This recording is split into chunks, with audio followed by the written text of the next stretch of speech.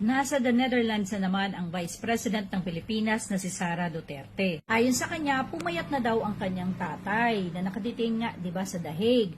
At humaba na rin daw po ang visiting hours o visiting days para po madalaw ang kanyang tatay. Ang tanong namin, 'di ba Vice President ka? Ano ba talaga trabaho mo? Maging caretaker ng tatay mo o maging Vice President ng bansa?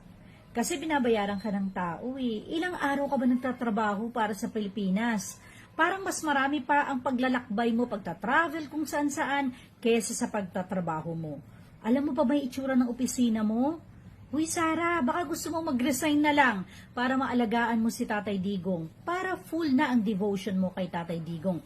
Para mabantayan mo ang kanyang pagpayat at mabigyan mo siya ng tamang masustansyang pagkain. Mag-resign ka na lang kaya at mag-alaga ka ng tatay mo. 'Di ba? Para hindi ka na namin pinapasweldo. Sayang naman yung pasweldo ng bayan sa iyo eh.